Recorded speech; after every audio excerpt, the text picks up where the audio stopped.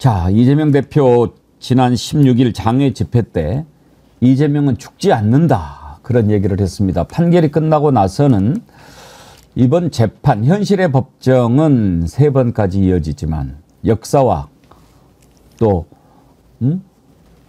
그 법정은 영원하다, 이런 얘기를 했지요. 먼저 이재명 대표의 16일 장외 집회 발언을 들어보겠습니다.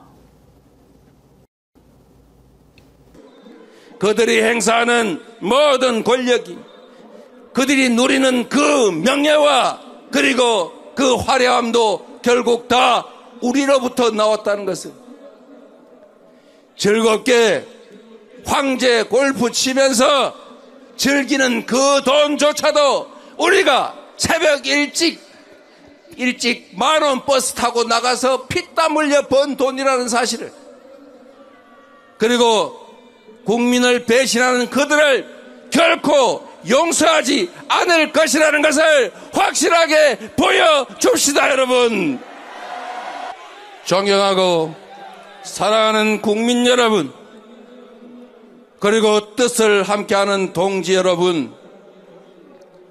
우리 모두 동지를 믿고 국민을 믿고 역사를 믿고 포기하지 말고 우리의 제대로 된 자리를 찾아서 함께 나아갑시다. 감사합니다. 여러분이 힘을 내십시오. 이재명은 죽지 않는다. 민주주의도 죽지 않는다. 이 나라의 미래도 죽지 않는다. 여러분이 확실하게 보여주십시오. 고맙습니다. 예, 이재명 대표가 아주 격렬하게 연설을 한 모습을 봤는데, 먼저 오늘 양지열 변호사님께 한번 금요일 선고에 대해서 법률가로서 어떤 생각이 드셨는지 궁금한데 그걸 좀 여쭤보고 싶습니다. 일단 법이라고 하는 게 그 취지라는 게 있죠. 아까 이제 앵커님께서 처음에 시작하실 때 우리가 사법부의 판단을 되게 존중한다고 얘기를 했는데, 그 얘기는 사법부가 독립돼 있고 우리가 그 어떤 사회의 갈등의 해결에 어떻게 역할을 맡고 있다는 얘기인데요. 착각하면 안 되는 게, 사법부도 독립돼 있지만 입법이나 행정도 독립돼 있는 것이고요. 정치도 언론도 각각의 역할이 있는 겁니다. 그러니까 저는 민주주의의 기본, 법치주의의 기본은 뭐냐면, 나 하나가 절대적으로 옳다 이런 게 아니라 각자의 영역에 다른 의견들이 있고 그것들이 자유롭게 오가는 가운데 최종적으로 갈등이 있었을 때 그럼 마지막으로 그래 좋다 한번 물어보자 하는 것이 사법부여야 되거든요. 이거를 다 무시하고 똘 뛰어넘고 내가 정치의 영역을 재단하는 것이고 내가 나만이 옳다고 판단하고, 그리고 이게 갈등을 해결하는 게 아니라 원한을 남기고 보복을 부르는 식의 어떤 판단이 되면 그때부터는 사법부는 독립했다고 부를 수가 없는 거예요. 전제 조건을 깨버린 겁니다. 근데 저는 이 판결 중에서 가장 이게 정말 뭐 어떻게 뭐 걸렸다는 표현 정도로 부족한데, 민의를 훼손할 우려가 있다라는 그런 얘기를 했잖아요. 당시 이제 유죄가 나온 부분은 백현동 용지 변경과 관련된 특혜 부분이었습니다. 그런데 그와 관련해서는 이전부터 이 선거 과정에서 정치적으로 의혹을 제기를 했었고, 정치적으로 거기에 대해 답을 했었고, 그게 옳다 그러다, 그러니까 이재명 대표의 주장이라든가 아니면 혹은 국민의힘이라든가 검찰의 주장이 옳다라고 생각하는 사람들도 있었고, 그에 관해서 언론에서도 공론회장이 많이 벌어졌고, 국민들도 그 얘기를 보면서 누군가는 야, 이재명 후보 말이 맞는 것 같아, 아니야 검찰이라든가 아니면 윤석열 쪽이 말이 맞는 것 같아, 나는 저걸 보니까 이재명이 더 나쁜 사람 같은데 아니야 저거 보니까 좋은 사람 같아, 이런 걸 결과로 해서 투표가 이루어졌습니다. 그리고 그 결과로 또 정치적으로 당시에는 이재명 대표가 졌습니다. 이렇게 결론이 난 일이에요.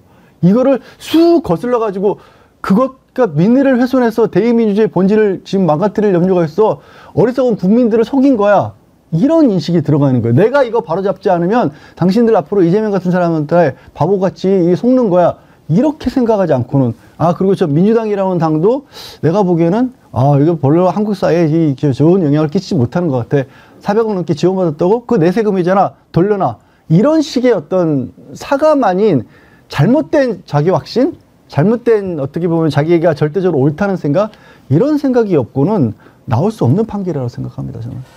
저도 주말 내내 법이란 무엇인가에 대해서 생각을 좀 많이 했습니다.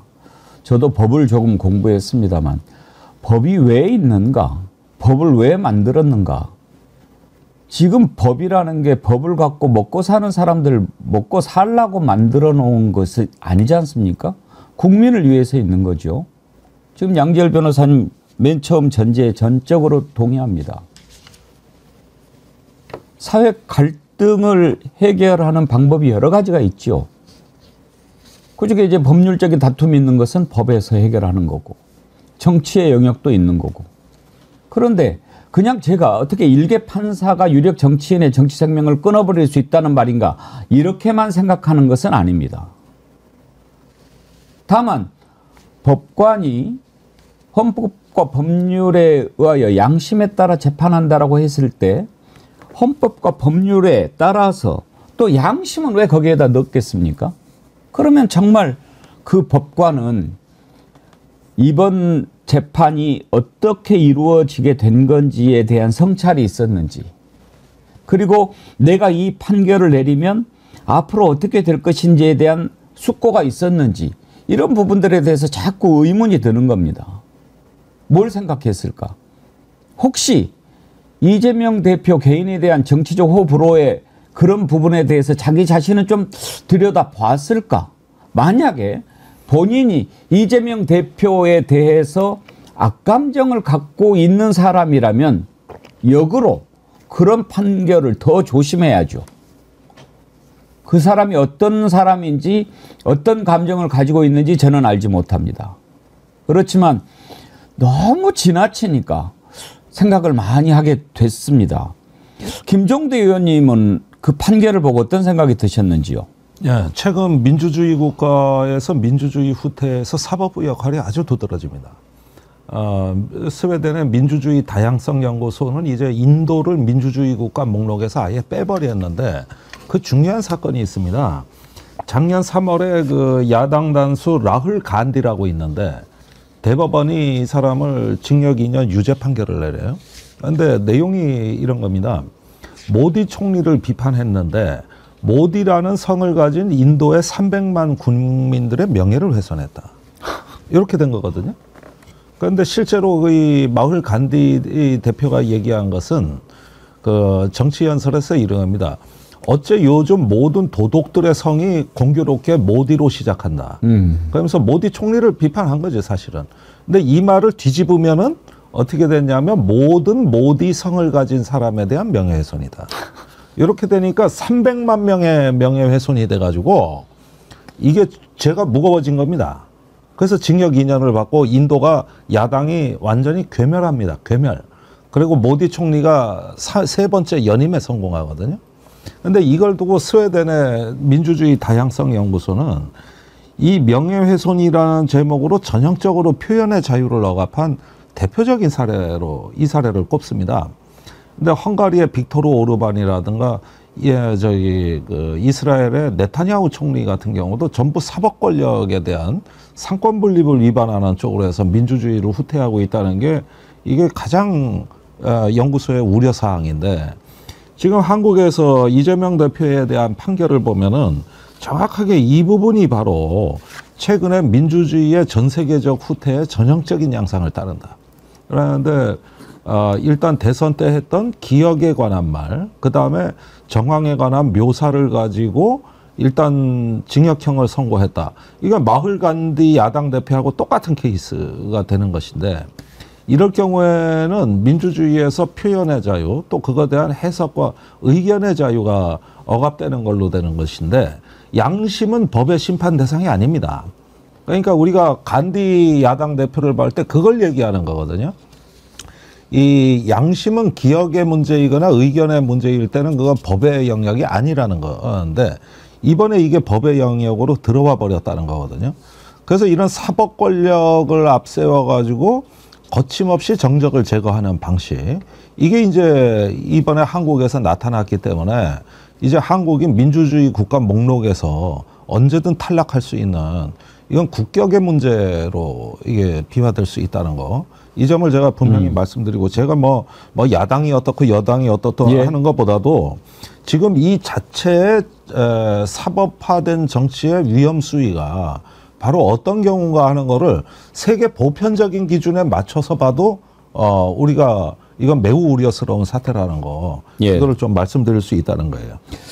제가 임세현 대변인께 맨 마지막 질문을 드린 이유는 제일 젊어서가 아니고 네네. 민주당 당원이시잖아요. 네네. 그러니까 아마 다른 분보다는 좀 더 주관적일 것 같아서 예. 마지막에 여쭤봅니다. 어떠셨나요? 저 그냥 요런 말씀 하나 드릴게요. 저 기원전 페르시아에서요. 돈과 권력에 휘둘려서 뭐 부정한 판결을 내린 판사 같은 경우에는 피부 껍질을 벗기는 형벌을 처했습니다. 네. 그게 딱 생각이 나더라고요.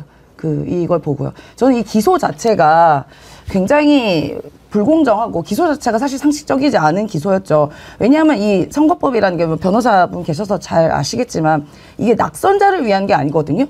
그러니까 당선을 목적으로 내가 허위사실을 했거나 아니면 저 사람을 낙선시킬 목적으로 뭐 허위사실을 했거나 하는 게 사실 목적이고 사실 낙선을 했다면 그 모든 게 평가가 다 된 거예요. 끝난 거예요. 그렇기 때문에 저는 이 기소 자체가 사실 매우 불필요한 기소였다고 일단 생각하고 첫 번째는요.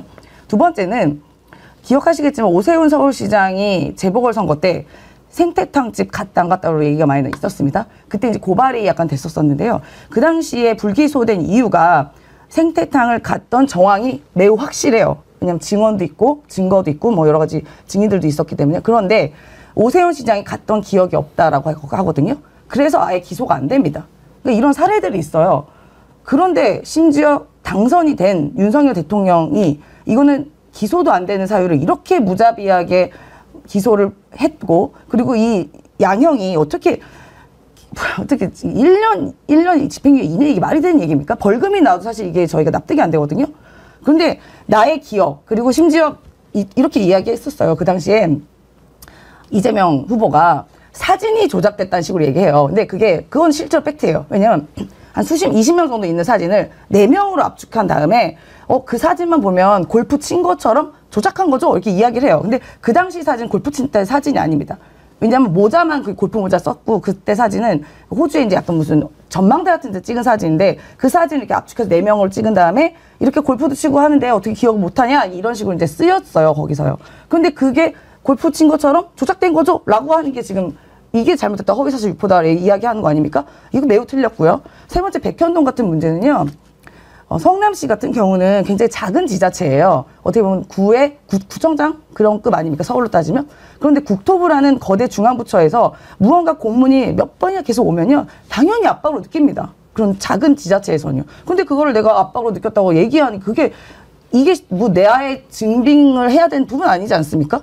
이 사람이 내가 어떤 권한과 실력 행사를 한 게 아니라 내가 그냥 그렇게 압박을 당한 거잖아요. 어떻게 이게 허위사실 유포가 돼서 선거법 위반이 되는지 말이 안 되는 사유고 그렇기 때문에 이건 매우 부당합니다. 저는 그래서 아까 처음에 말씀드린 것처럼 기원전 페르시아에 있었던 부정한 판결을 내린 판사의 피부 껍질이 다시 한번 떠올려졌습니다. 오늘 2부에서 이재명 대표 변호인을 맡았던 박균택 의원이 나오시니까 혹시 그 법관의 편향성에도 좀 의문을 갖고 있는지 제가 여쭤보도록 하겠습니다. 지금 이재명 대표 판결을 보고 놀란 많은 분들이 그 판사의 성향을 좀 의심을 하기는 합니다. 이은주 님은 이런 글을 주셨어요. 기겁할 만한 형량 자체도 문제지만 국힘당에서 이미 선고 결과를 알고 있었다고 의심된다는 겁니다. 이미 선고문을 작성해놓고 흘리고 공유했기에 공판 생중계를 강하게 주장한 것이고 주진우 의원을 비롯한 여러 명이 1년 선고를 떠벌릴 수 있었던 것 아닐까요? 무너져 내린 사법부의 정의에 애도를 표합니다. 그런 글을 주셨고요. 사과님, 아이디가 사과입니다. 한성진 부장판사죠 이번에. 그런데 너무 한성진 이렇게 빗대셨는데 선고 결과를 사전에 공유하고 그랬을 거라고 믿기는 참 힘듭니다만 양재열 변호사님. 그러니까 실제로 저도 그렇지는 않다고 봐요. 이게 제가 뭐 사법부를 판단을 존중한다든지 법원을 그렇게 의심하지 않는다 그런 의미하고 전혀 다른데요. 어떤 얘기냐면 사실 이제 조희대 대법원장 출범 이후에 사법부에서는 상당히 우경화됐다 될 수밖에 없을 것이라는 얘기들을 많이 합니다. 법조계 내에서도. 그리고 그런 얘기를 할 때 이렇게 뭐가 지시가 내려가고 누구 눈치를 보고 누구가 이렇게 만나고 이럴 게 의미가 없어요. 뭐냐면 굉장히 작은 어떻게 보면 집단이고요. 그들끼리는 아름아름으로 다 통하고 있고 누가 어떤 생각을 할지 아니면 저기서 어떻게 누가 판결을 내렸을 때 나의 어떻게 보면 인사권을 앞으로 5년 동안 쥐고 있는 이 대법원 쪽에서 어떻게 나에 대해서 판단할지를 그냥 판사들은요. 너무 잘 알아요. 그냥 이신전심인 거예요. 그건 뭐 만나서 얘기하고 흘리고 이럴 필요가 없어요, 사실은. 그래서 그런 경향들을 아마도 좀 파악했던 사람들이 그렇게 1년 얘기를 했던 것 같고 또 1년 얘기를 흔히 하는 얘기 있죠. 우리 사법부 재판관이 검찰에서 구형을 할 경우에 구형량의 절반 정도로 깎이는 게 일반적인 판단이니까 그렇게 얘기를 했을 텐데 하필이면 이제 이렇게 맞아 떨어진 부분이 있고 실제로 이제 법조계에서 그쪽에 좀 뭐 보수화되어 있다라고 할 수 있는 사법부와 가까웠던 그런 법조인들조차도 1년을 예측하지는 못했어요. 벌금형 150만 원이라든가 200만 원 가량을 얘기를 했었지. 그걸 봐도 이 한성진 판사의 판단은 대단히 충격적이었고 아까 임세원 대변인 말씀 한마디만 보태자면 지금의 윤석열을 만들었던 많은 말 중에 과거에 인기를 끌었던 말 중에 그런 얘기가 있었죠. 검사가 기소권 가지고 보복하면 그게 깡패지 그게 검사냐고. 아까 이 상황이 딱 그런 거예요. 이 대선에서 끝난 후에 후보를 검찰 권력이 낙살한 정치인을 이렇게까지 이 모든 것을 다 달달달달 뒤져가지고 기소했다? 저는 검찰이라고 봐야 될까? 검사가 기소권을 가지고 보복하면 깡패지 그게 검사냐 그런 얘기도 했고 우리가 지금 기억하는 것은요. 검찰이 어떤 식으로 한 사람을 죽일 수 있는지 윤석열이 너무나 잘 알고 있다는 겁니다. 대선 후보 시절에 그런 얘기 했어요. 숙련된 법 기술자가 한 사람 기소해가지고 이렇게 재판에 붙여버리면 그 사람 아주 아작이 난다. 그런 이야기를 본인 입으로 했어요. 혹시 그거 준비되어 있습니까? 한번 들어봅시다. 여러분들이 만약에 그 기소를 당해가지고 재판을 받으면서 몇 년 동안 재판을 받고 법정에서 상당히 법률적으로 숙련된 검사를 상대방으로 만나가지고 여러분이 몇 년을 재판을 받아서 결국 대법원에 가서 무죄를 받았다고 하더라도 여러분의 인생이 절단납니다. 그러니까 판사가 마지막에 무죄를 선고해서 여러분이 자유로워지는 것이 아니고 여러분은 법을 모르고 살아왔는데 법적으로 엄청나게 특히 형사법에 대해서 엄청나게 숙련된 검사와 이 법정에서 마주쳐야 된다는 것 자체가 하나의 재앙입니다. 그래서 이 검찰의 기소라는 게 굉장히 무서운 겁니다. 이게 사실은. 본인 입으로 이야기를 합니다. 지금 대한민국은요. 검찰만 기소할 수 있게 돼 있습니다. 기소 독점권을 가지고 있습니다. 검찰이 기소하면 죄가 됩니다. 기소하지 않으면 죄가 안 됩니다. 그래서 기소가 중요한 겁니다. 김건희 보십시오. 디올백을 받았어도 기소하지 않습니다. 도이치모터스 주가 조작 사건 그렇게 수많은 증거가 드러났는데도 기소하지 않습니다. 기소를 안 하면 재판을 안 하고 재판을 못 하면 처벌을 받을 수가 없는 겁니다. 그게 지금 검찰이 하고 있는 일입니다. 그런데 선택적으로 기소를 해가지고 그냥 그걸 너무나 잘하는 이쪽에서 밀어붙여가지고 재판을 받게 됐는데 거기에 대한 고려는 일치하지 않고 나는 헌법과 법률에 의해서 판단했다. 양심은 어디 갔냐 이겁니다. 우리는 그래서 그 법관에게 양심을 묻는 겁니다. 만약에 당선이 됐는데 그런 법률 위반 사실이 있는데 그 당선된 사람을 향해서 내가 헌법과 법률에 의해서 양심에 따라 재판했는데 이건 죄가 된다 하고 만약에 징역형을 선고했다면 그건 정말 인정할 수 있습니다. 떨어진 사람입니다. 오죽하면 보수 언론인이죠. 정규재 씨. 펜앤마이크 주필인가요? 그 보수 언론인마저도 이번 판결에 대해서 정말 잘못됐다라고 얘기합니다. 들어보시죠. 적어도 오늘의 재판은 여러 가지 측면에서 도저히 용서할 수 없는 것이다. 저는 아주 부적절한 것이다라고 오늘의 재판을 생각합니다. 이재명 대표는 소위 말하는 돈도 백도 없는 신분 출신이기 때문에 신분 이런 말을 써서 죄송합니다마는 이재명 대표가 살아온 말하자면 분투의 긴 과정을 보면 뭐 그런 말을 쓰지 않을 수가 없습니다. 근데 그런 과정에서 소위 그 아주 어두운 어떤 언어의 방식, 이런 것이 굉장히 몸에 붙어 있는 것 같습니다. 말하자면 변명을 자꾸 한다든지, 사소한 거짓말을 보태는 겁니다.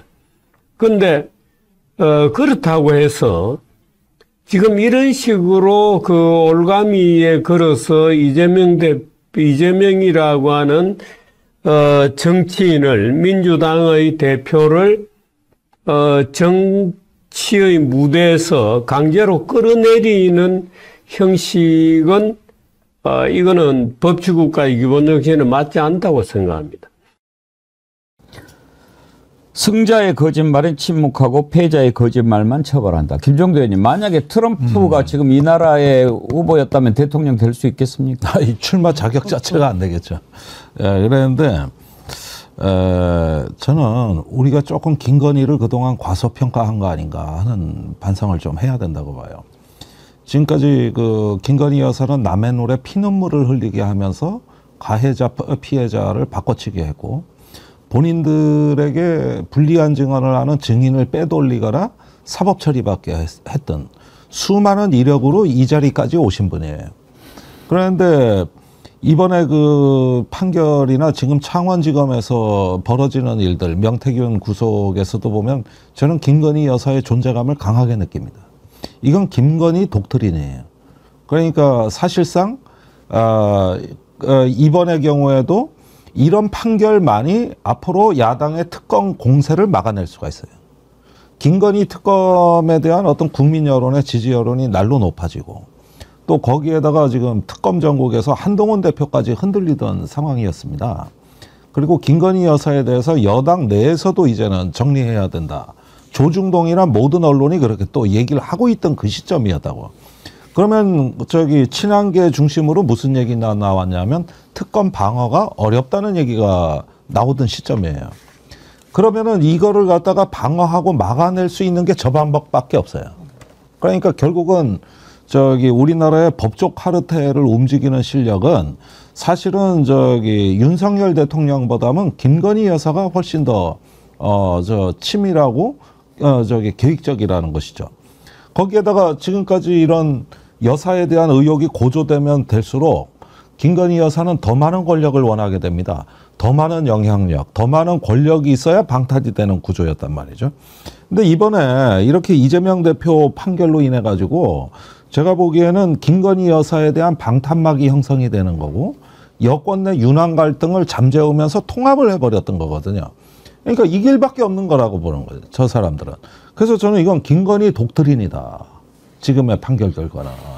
김건희는 지금 여러 가지로 불안한 모양이에요. 왜 그러지 않겠어요? 지은 죄가 많지 않습니까? 네. 한겨레 보도를 보니까 김건희가 명리학자 한 분을 만나가지고 조언을 구했는데, 작년 12월에 이 명리학자한테 연락해가지고 저 감옥 가나요? 이렇게 물어봤다는 거 아닙니까? 임세현 대변인? 저 그 말 한 3달인가 4달 전에 들었었어요. 네, 진짜로 그 명리학자가 그 문자를 보여줬다고 그러더라고요.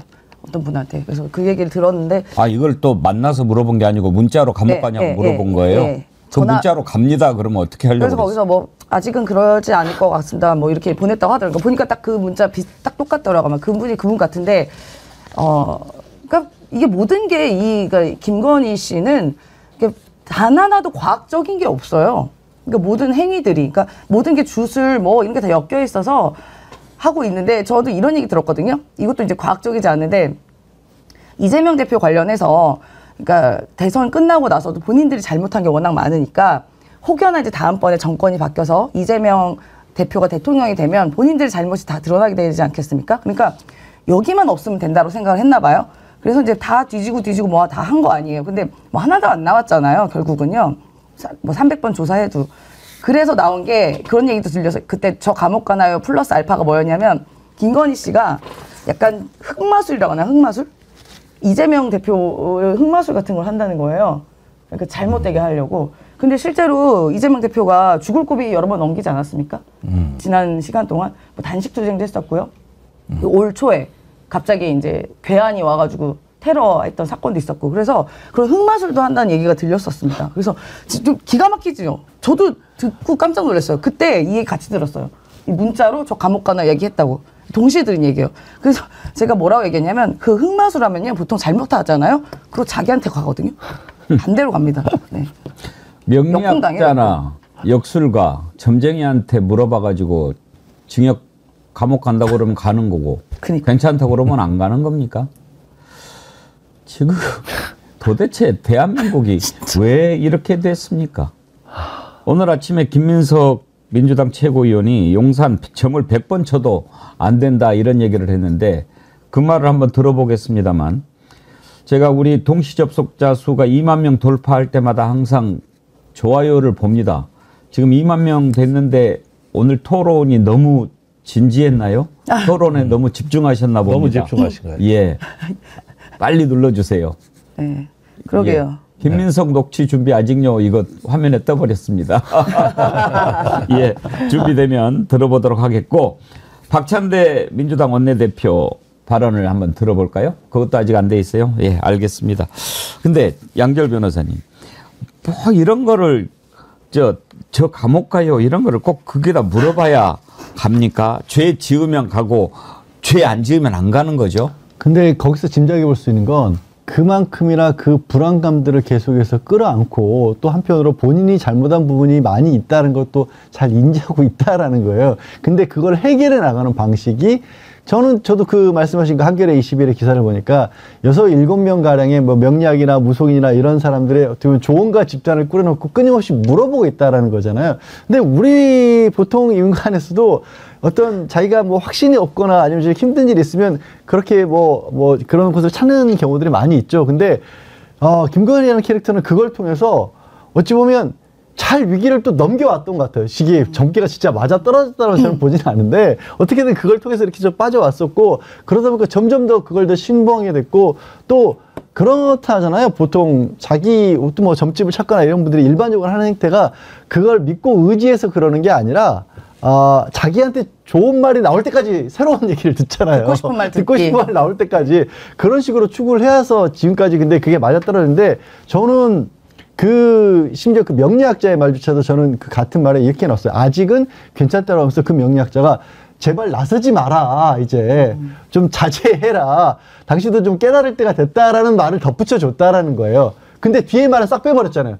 그 뒤로도 계속 나섰잖아요. 지금까지도 계속 나서서. 그래서 저는 뭐 아까 이제 김민석 최고 지금 얘기도 듣겠지만 결코 변할 수 없는 큰 일들을 쌓아온 것 뿐이지 정말 피해온 것 뿐이지 절대로 피할 수는 없다고 봅니다. 이거. 예. 그런데 그 부분은 그 무속에 관한 얘기는 이명수 7시간 녹취록에도 자세히 나오는데 김건희는 자기 입으로는 점을 보지 않는다고 그러면서 그 이유가 뭐냐면 내 자신이 신기가 있기 때문에. 그러니까 김건희 본인이 무당이에요. 그 이 말대로라면은. 그러면 왜 물어보느냐 하면 자기 점괘하고 맞는지를 교차 검증한 거예요. 교차 검증. 그런 차원에서 물어보는 거라고 할 수가 있겠고 거기서 어느 정도 좀 위기의식을 느끼면은 바로 조치를 합니다. 내가 자꾸 김건희를 과소평가했다고 내가 말씀드리는 이유가 뭐냐 하면은 2, 3일이면 위기에서 벗어나더라고. 그러면서 정대택이라는 그 증인을 빼돌리거나 아니면 감옥을 보냈어요. 그리고 그 실행자가 김건희 본인입니다. 네. 그 정대택 씨한테 불리한 증언을 하는 법무사를 찾아가 1억 원을 갖고 가서 현금으로 부탁한 사람이 김건희 본인이란 말이에요. 이게 이명수 기자의 증언인데 그러면은 지금 저 사태에서 보면은 제가 보기에는 이제 법적 카르텔을 넘어서 정치 카르텔까지도 장악하고 윤상현 의원한테도 2차례 전화했다는 거 아닙니까? 김건희 여사가. 그러니까 이런 상황이 되면은 무언가 검찰이 분발하도록 뒤에서 촉구하는 권력이 있었다. 그것이 하나의 어떤 카르텔의 논리로 움직였다. 우리가 지금 그 결과를 보고 있는 거 아니냐 이런 생각인 거예요. 예. 한둘셋님 처음 보이는 아이디인데 방송이나 합시다. 좋아요고 뭐고. 좋아요 누르셨죠? 그 말하고 벌써 3천 올라갑니다 지금. 예. 우리 한둘셋님은 처음 뵙는 분인데 아주 방송에 집중하시는 것 같습니다. 좋아요 눌러주시면은요 어떤 좋은 점이 있는지를 설명을 좀 드릴게요. 한둘셋님이 시비를 걸으셨으니까. 지금 이 프로그램을 집중해서 보는 것도 매우 의미가 있습니다만 저는 요즘에 그런 생각을 많이 합니다. 제가 차제에 좀 말씀을 드려야겠습니다. 지금 언론 환경이요. 국민들이 그동안에 그 지위를 누려왔던 그런 미디어를 통해서 진실된 정보에 접근할 수가 없습니다. 제가 옛날에 조선일보를 이제 신문을 했든지 모든 신문을 다 볼 때인데 제목만 보고 문화면을 봤어요. 왜냐하면 조선일보가 문화면이 상당히 튼튼하거든요. 문화부 기자들이 일을 잘합니다. 그래서 문화 내용은 조선일보를 참고하지만 정치나 뭐 이렇게 칼럼이나 이런 것은 그냥 제목만 봅니다. 요즘에 제가 KBS 뉴스를요 아예 안 봅니다. 그런데 문화면 할 때는 좀 봅니다. 왜? 뭔가 좀 문화적으로 다룰 만한 내용이 있을까? 지금 이렇게 돼 있습니다. 왜 그렇게 됐습니까? 제대로 된 정보를 국민들한테 전달하지 못하게 만들고 있는 겁니다. 그래서 이러면은 안 되겠다. 이제 국민들을 좀 자꾸 우민화 정책이라는 표현 제가 좀 쓰기가 그렇습니다만 국민들을 모르게 만드는 겁니다. 그래서는 안 됩니다. 알아야 따지고 알아야 비판하고 알아야 우리가 깨우치지 않겠습니까? 그런데 알 수가 없게 만드는 거죠. 지금 많은 국민들이 다 뭘 통해서 정보를 얻고 또 판단합니까? 그렇게 많은 군중들이 광화문에 모여서 집회를 해도 알 수가 없습니다. 왜? 보도를 안 하니까. 그리고 몇 명이나 모였는지 참 궁금하지 않습니까? 윤석열 지지율이 이번에는 얼마나 나왔는지 궁금하지 않습니까? 그런데 떨어지면 보도를 안 합니다. 그리고 우리가 전혀 관심도 없는 뭐 가가지고 누구를 만났네. 그거 어쨌다는 거예요. 그런 것만 그냥 중요하게 다룹니다. 그래서 우리 정어리 TV가 좀 커져야 되겠다 이런 생각을 하는 것입니다. 그러기 위해서는 더 많은 분들이 보게 만들고 그리고 100만 구독자가 되고 우리도 좀 취재기자를 만들어서 취재도 하고 좀 제대로 된 언론이 빨리 좀 나와야 되겠다 하는 그런 마음에서 이렇게 독려를 드리는 것입니다. 한둘셋님 그런 마음으로 이해해 주시고 좋아요 눌러주시라 하는 부탁을 드리는 제 마음을 이해해 주시기 바랍니다. 다시 또 정신 차리고 방송하겠습니다. 이재명 대표의 판결 이후에 지금 이제 몇 가지 움직임들이 나오고 있습니다. 일단 국민의힘에서는 그동안에 계속 밀리다가 이제 이걸로 이재명 대표가 좀 흔들리지 않을까, 그리고 민주당이 좀 흔들리지 않을까, 이렇게 지금 해서 다시 반격을 준비하는 모양새고요. 민주당에서는 지금 이상한 움직임이 좀 보입니다. 오히려 민주당이 이재명 대표의 이 사법 리스크가 이제 부각이 되면서 이 틈을 노려서 뭔가를 좀 도모를 해보려고 하는 움직임이 있다라고 생각하는지, 만약에 그런 분열 세력이 나오면은 나는 가만두지 않겠다 이런 말까지 나오고요. 하여튼지 상당한 변화는 이렇게 지금 생기고 있는 겁니다. 이걸 좀 짚어볼 텐데, 김종대 의원님, 네. 일단 국민의힘은 그동안 계속 밀리다가 뭔가 좀 해볼 수 있다 이런 생각을 하는 것 같아요. 글쎄 이제 그 여당에서는 이제 국정 동력이 소진되고 지지율이 떨어지는 와중에 수사권의 위력을 다시 회복하는 기회가 돼버렸어요. 이렇게 되니까 당연히 윤한 갈등은 봉합이 되고 오로지 이제 야당에 대한 공세로 원팀이 되는 이런 어떤 그 진영 구성이 가능해졌습니다. 공교롭게도. 그래서 일단 뭐 제가 보기에는 그 온통 뭐 지금 길거리 플랜카드도 오로지 이제 김건희 대 이재명 이 구도로 지금 사실상 가고 있고, 거기에다가 이제 남은 재판이 이제 문제가 되는데, 여기서 사법에 뭐로 이재명 살인이 기정사실화되는 이런 어떤 그 흐름을 만들어낸다고 하면은 자기들은 이 모든 것을 전화위복의 기회로 삼을 수 있다. 이런 계산서가 나왔던 것 같습니다. 결국은 이제 그러지 않아도 검찰공화국이라 그랬는데, 이제는 검찰이 모든 걸 다 해결해주는 완전히 정치의 해결사로 등장하는 게 이제 거부할 수 없는 대세다. 이게 여당의 분위기가 되는 것이죠. 그래서 정치가 검찰의 시녀가 되는 거거든요. 이런 상황까지도 이제 만들 수 있는 가능성이 높아졌다.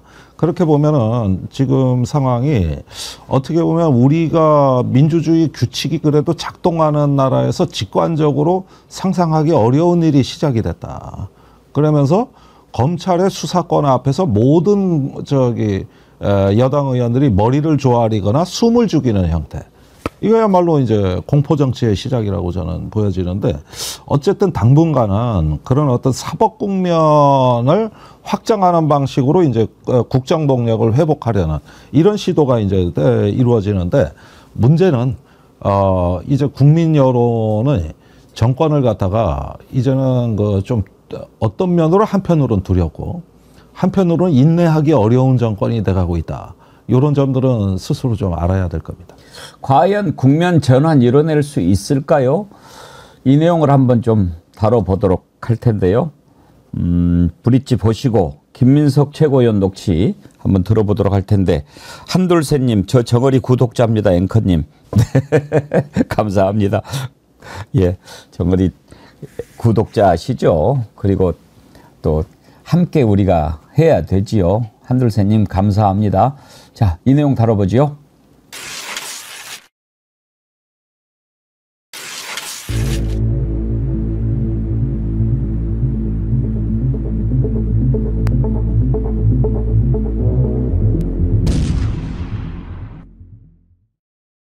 이 권력이 이재명 대표를 이러저렇게 흔들어대고 한 것은 온 국민이 알고 있고 당원들이 다 알고 있고 그걸 판단해서 이미 전당대회의 결과가 나온 것입니다. 네네. 어떠한 상황이 오더라도 이 문제에 대해서는 근본이 잘못됐다고 판단하고 이재명 대표를 중심으로 정권 교체를 해야 된다는 판단이 당이 서 있는 것이기 때문에 네네.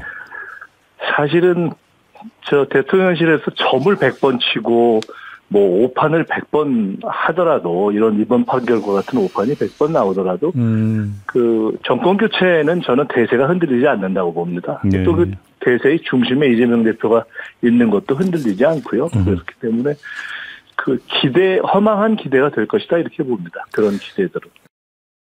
앞으로 전국 전망이라고 그럴까요? 양재열 변호사님, 어떤 변화가 예상되십니까? 일단 변화라기보다는 이제 지금 김종대 의원님 말씀하신 것처럼 검찰로서는 이게 정말로 힘을 얻었다는 착각을 좀 할 것 같습니다. 그리고 당분간 그런 어떤 움직임들이 분명히 있을 것 같고요. 그래서 이제 한동훈 대표도 뭐 자기가 검수원복을 시킨 덕분에 이런 판결이 나왔다라는 식의 저 한동훈 대표의 특징이 좀 있죠. 불리할 때 자기가 뭔가 말을 하기 힘들어 보일 때는 뭐 원래 원론적인 얘기 내지는 뭐 할 말을 다 했습니다 이런 얘기밖에 안 하고 있다가 숨거나 나타나지 않고 있거나 아니면 괜히 뭐 어디 가가지고 사진만 찍고 있고 그러다가 갑자기 이런 사안이 나오니까 이게 검찰권을 만약에 법무부 장관 시절에 이렇게 회복시키지 않았으면 이런 결과 안 나왔을 것이다 이런 식의 또 얘기를 또 장황하게 늘어놓더라고요. 근데 저는 진짜 걱정되는 부분이 그런 겁니다. 왜 그러면 아까도 말씀드렸듯이 민주주의와 관련해서 이렇게까지 안 맞는 상황이냐면, 민주주의는 다른 게 아니라 나만이 절대적으로 옳다, 이것이 정의다라고 누군가가 그거를 결론 짓고 그거를 사람들이 다 따라야 한다면 그것이 독재이고 그게 민주주의의 반대가 되는 겁니다. 그러니까 이 검찰이 됐건 법원이 됐건 특히 사법부와 법으로서의 법조계의 큰 잘못 중에 하나가 엘리트주의에 빠져 있다 보니까 우리가 생각하고 우리가 판단하는 것이 진짜 맞다라는 그런 엉뚱한 착각들을 할 때가 있어요. 그리고 그것이 정의다라고 밀어붙이는 겁니다. 그리고 거기에 자기의 어떤 사심이 개입다는 사실은 전혀 부정을 해버려요. 그래서 사실 검찰의 수사권을 떼놔야 되는 것도 아까 이제 윤석열 후보 시절에 그 모습도 보였지만 스스로도 인정하고 있잖아요. 검사라고 하는 집단이 얼마나 무서운 집단이 될 수 있고 얼마나 잘못을 저지를 수 있다.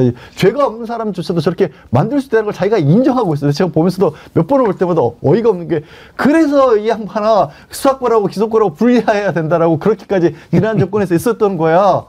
그렇게 잘 알고 있는 사람이 왜 그거 수사권 기소권을 반대하는 거야? 라는 생각을 저는 하거든요. 그런데 법조인들은 그 생각을 대부분 일반적으로는 못하고 안 하는 거예요. 그래서 이 사건을 보면서 오히려 이게 잘 되는 일이라고 생각하는 사람들이 나올 수 있고 아마도 그렇게 할 겁니다. 그래서 이제 걱정스럽다고 김종대 의원님께서 말씀하셨지만 다행이다기보다 뭐 불행이죠. 국가적으로 불행이지만 아까 정규재 지금 TBS조차도 왜 보수 언론인조차도 저런 식의 얘기를 할까? 그게 국민들의 지지를 받을 수 없는 구도예요, 지금은. 누구나 국민들이 봤었을 때 이게 예를 들어서 검찰 정권과 상관없는 정권이 있고 검찰이 그렇게라도 움직인다라면 모르겠는데 누가 봐도 검찰총장이 있고 누가 봐도 법무장관이었던 사람들이 가서 이런 일을 하고 있으니까 야, 이게 똘똘 뭉쳐버리면 정말 큰일 나겠구나라는 생각을 보여주고 있는 거잖아요. 현실화시킨 거잖아요. 그래서 저는 국민들이 이거 받아들이지 않을 겁니다. 다만 그걸 극복해내는 과정이 쉽지는 않겠죠. 그게 걱정스럽습니다. 예, 임세현 대변인님이.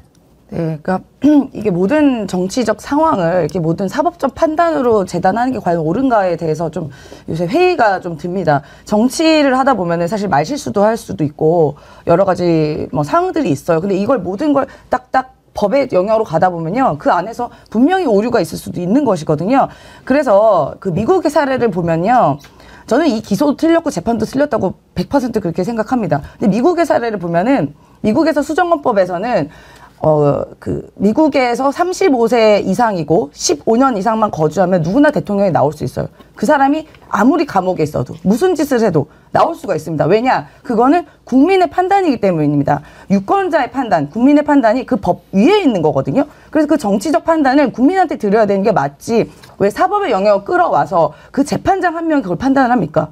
그럼 이재명 대표 같은 경우는 지금 현존하는 가장 강력한 대권 후보예요. 그거는 누가 봐도 국민이 부여한 겁니다. 누가 억지로 한 것도 아니에요. 그런데 그 강력한 대권 후보에 대해서 왜 누가 무슨 근거로 사법의 영역을 갖고 와서 그 대선 출마를 못하게 하는 이런 무자비한 일을 벌입니까? 그래서 법률가들 이런 걸 주장하더라고요. 선거법 개정해서 이 피선거권 박탈을 제한해야 한다. 그런 주장도 합니다. 저는 이거에 100% 동의하고요.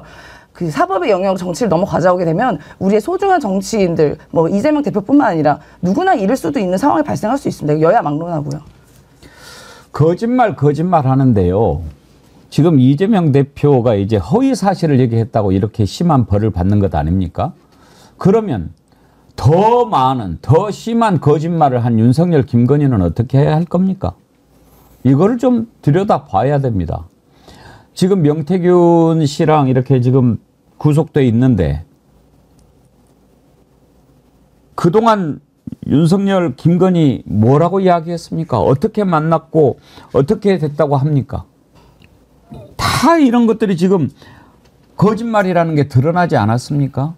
처음에는 뭐 어떻게 해서 만났다. 그리고 그대로는 딱 끊었다라고 했는데 또 나오니까 그거는 뭐 또 좀 기억이 잘 안 나서 그랬다라고 거짓말을 하고 한두 가지가 아닙니다. 그러면 이 거짓말에 대해서 검찰이 수사해서 기소합니까? 그러면 법원이 판단해서 또 이렇게 확실하게 야무지게 판결합니까? 국민들은 이번 판결에 분노하는 이유가 그겁니다. 왜 구부러져 있냐? 검찰에 대해서 기대도 하지 않지만 검찰이 살아있는 권력에 대해서는 손 하나도 못 대는 것뿐만 아니라 아예 그냥 바짝 엎드려서 휴대폰까지 압수당하면서 그렇게 조사하는 모습을 보여주고 이렇게 하는 것. 그걸 국민들이 지금 어떻게 보느냐 이겁니다. 검찰이 또 이재명 대표를 기소했습니다. 참 대단한 검찰입니다. 지난번 1심 선고 이후에 제가 참 법에 대해서 생각을 많이 했습니다. 법이란 무엇인가? 법은 법 갖고 먹고 사는 사람들을 위해서 만들어진 것인가? 아니죠. 법은 국민을 위한 것이죠. 국민을 위해서 법이 만들어진 것 아니겠습니까? 그리고 가장 중요한 것은 국민들 모두가 법을 집행하는 기관에 대해서 제대로 하고 있구나 하는 신뢰가 가장 중요합니다. 그 신뢰가 무너지면 수사를 받는 사람도 저놈들하고 안 믿고 또 판결을 하는 걸 보면서도 저 잣대는 공정한가? 그 신뢰가 흔들리면 그 나라가 설 수가 없습니다. 무신분립입니다. 나라가 서려면 법을 집행하는 그런 사람들, 기관들에 대해서 국민이 신뢰가 있어야 합니다. 그런데 지금 무너지는 소리가 들립니다. 누가 이렇게 만들었습니까? 참 심하지요. 이재명 대표 지금 1심 선고 이후에 국민들이 끓고 있는데 이걸 마치 승리라고 생각했을까요? 또 벼락같이 기소를 하는군요. 이 내용부터 다뤄보지요.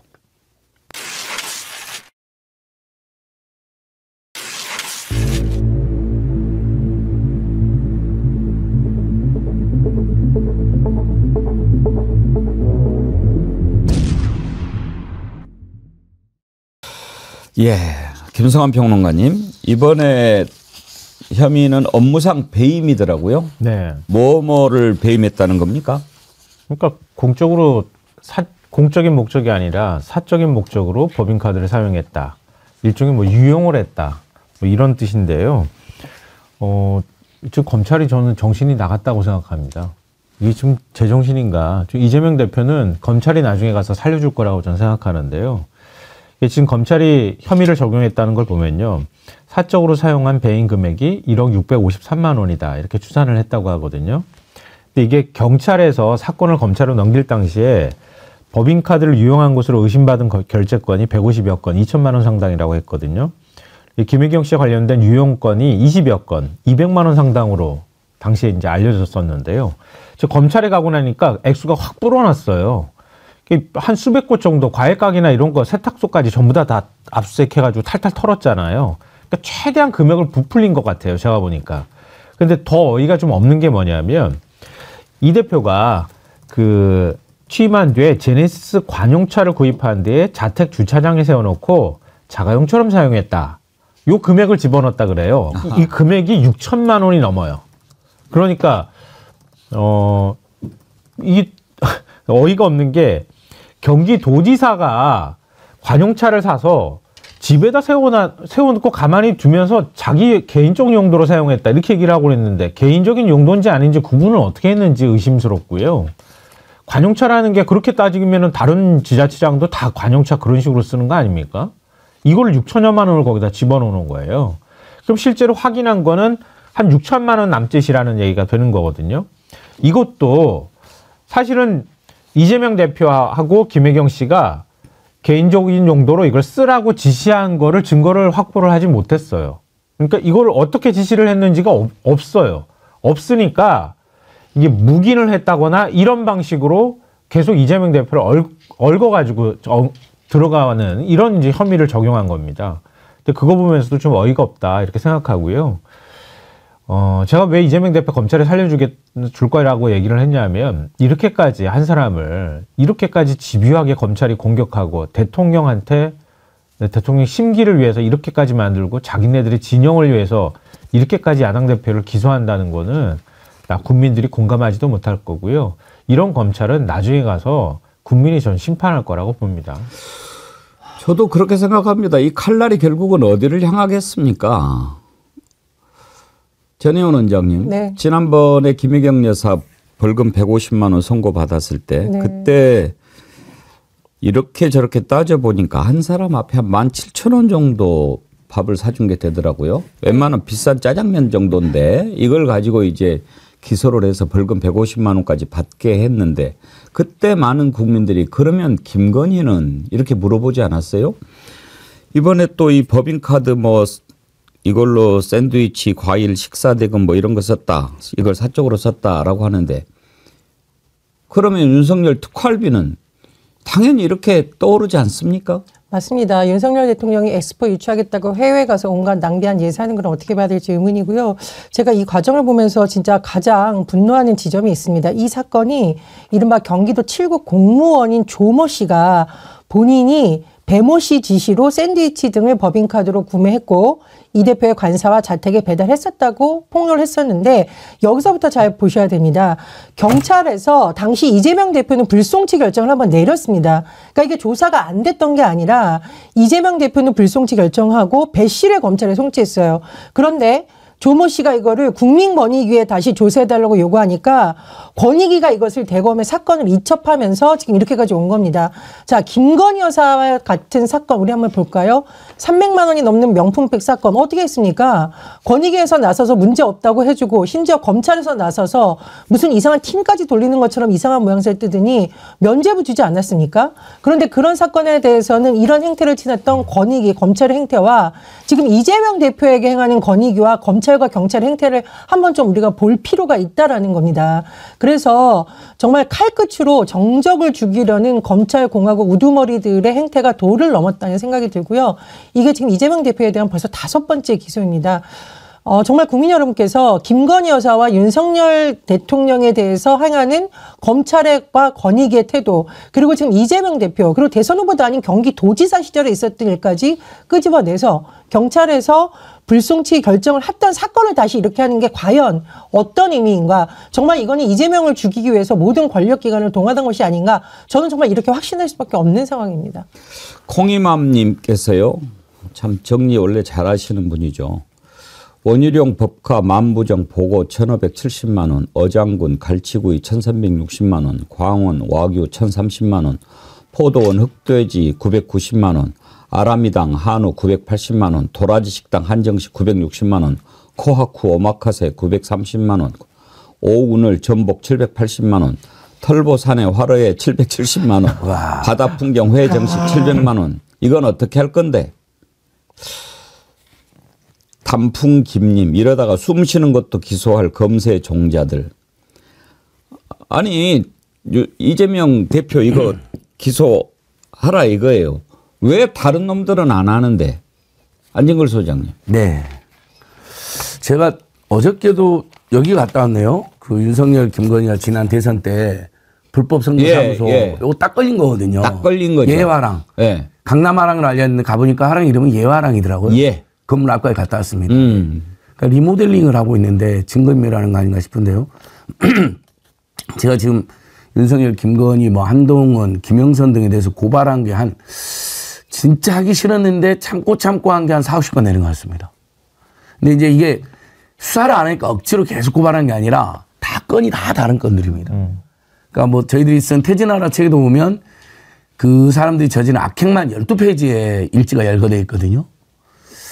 저는 일단 검찰이 완전히 정치 윤석열, 김건희 앞잡이가 돼서 윤석열, 김건희를 비판한 사람들을 죽이는 행태가 도를 지나쳐 너무 지나쳤다. 지난 금요일의 판결도 국민들이 처음에는 와 깜짝 놀랐는데 가만히 생각해 보니까 아예 이재명을 죽이려고 작정을 하고 악의적으로 판결을 내렸구나 해서 역풍이 부는 것 같아요. 야 이재명이 불쌍하다. 해도 너무 당한다. 근데 오늘 아침에 딱 보니까 뉴스 저도 보는데 속보로 뜨는 거예요. 광고 시간에. 이재명 또 기소. 아마 국민들이 제일 먼저 내용에 대한 관심도 없을 것 같아요. 벌써 5번째. 야 정말 한 사람을 죽이려고 이렇게까지 해도 되나. 조국보다 더 심하고 그동안 어떤 경우보다 더 심한 그런 사법살인, 정치검사살인 행태다. 그 내용도 들여다보면요. 예를 들면 관용차를 사적으로 이용하는 경우는 문제가 되죠. 저는 만약에 이재명 지사 부부가 그런 일이 있었다면 지적받아야 된다 생각하고 본인들께서 일부는 인정하고 사과도 한 것 같아요. 또 필요한 반납도 하겠다 그랬어요. 근데 관용차를 운영할 때 들어가는 주유비라든지 주차비 이런 부분도 다 횡령하고 배임망고를 해놨더라고요. 아니 관용차는 원래 주유비가 주차비가 들어가지 않습니까? 운영하다 보면 그건 어떤 경우라도 들어가게 되어 있죠. 물론 그 주유비를 어떻게 계산했는지 모르겠는데 세부적인 부분을 제가 살펴봐야 되겠습니다만 억지 기소라는 생각이 너무나 명백히 듭니다. 예전에 홍준표 같은 경우는 자기가 나서야죠. 특활비 어디다가 따줬어 그러니까는 수천만 원. 우리 마누라가 따줬다. 왜 뭐가 문제냐. 기억들 나실 겁니다.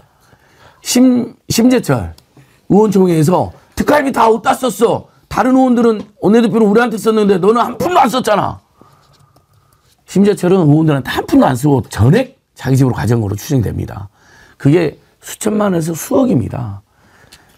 윤석열, 김건희, 한동훈은 지금 범죄 혐의가 저희들이 고발한 것만 4, 50개고요. 다른 시민단체 야당까지 고발한 게 되면 한 100개 가까이 됩니다. 정말 해도 너무하고 토요일 날 이번 토요일 날 집회를 또 나가야겠다 이런 생각을 하게 됩니다. 헤르난데스님, 나경원 주유비 5천만 원, 5,500만 원도 수사 안 함. 지금 검찰이 이렇게 하는 것을 국민의힘은 그래 잘한다라고 생각할지 모르지만 만약에 그렇게 생각한다면 참 어리석은 겁니다. 국민들은 보고 있습니다. 왜 그렇게 하는지. 이제 검찰이 기소했으니까 재판을 하겠지요. 재판 과정에서 좀 그런 부분도 들여다보는 지혜 있는 판사가 좀 나왔으면 좋겠습니다. 이재명 대표의 부인 김혜경 여사 역시 뭐 법화를 유용했다 해가지고 벌금 150만 원 선고 판결을 받았죠.